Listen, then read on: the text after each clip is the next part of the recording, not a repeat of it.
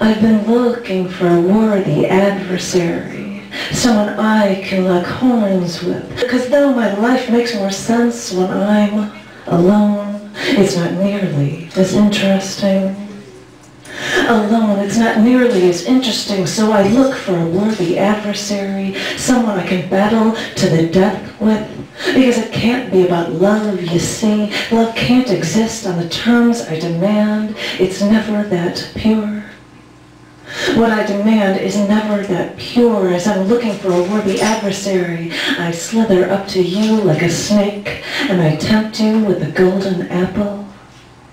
I tempt you with a golden apple, but all I was offering you was fruit from the tree of knowledge. The snake gives you the tree of knowledge because all this time I've been playing a part, an actress on a stage, spotting the lines on cue. But that role was tiresome. Those lights came on night after night, and I still had to play my part. I played my part until my night off, where I saw your show. Your protagonist was doing what I was doing, right down to faking it with those who don't matter, right down to going home and still feeling empty. I play my part. I still feel empty, but I like to see you're boiling underneath. No one else could see. I know what that emotion really means.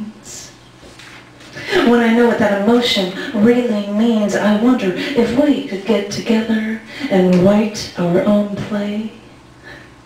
If we wrote our own play, it would be a masterful performance. Curtains would close, we'd hold each other's hands and leave the stage, and the audience would know there's a happy ending. When I know there's a happy ending, I walk out onto the set, and there you stand in front, stage left. I wait for my cue to make my move. None of the rest of the scene matters. If the rest of the scene doesn't really matter, I wonder if the audience would see what we have. Maybe they'd like our little play. Maybe they wouldn't. Who really cares? Who really cares?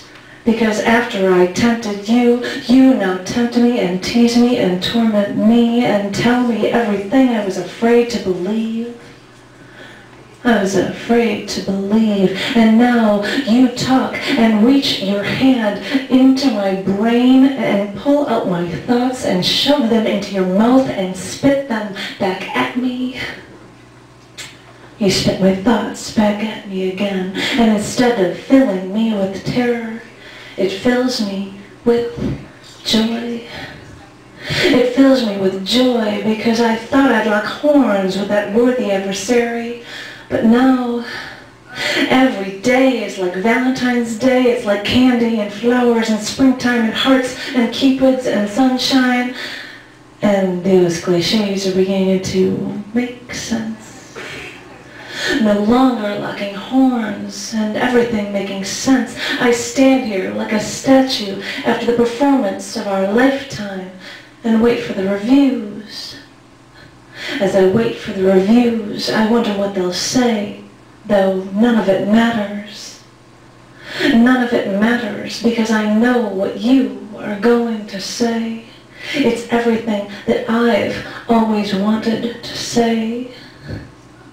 All I've wanted to say is now you taking my thoughts again and shoving them into your mouth again and spitting them back at me again. So I will wait for you to come on stage again, where we have our happy ending, and you tell me what I already know.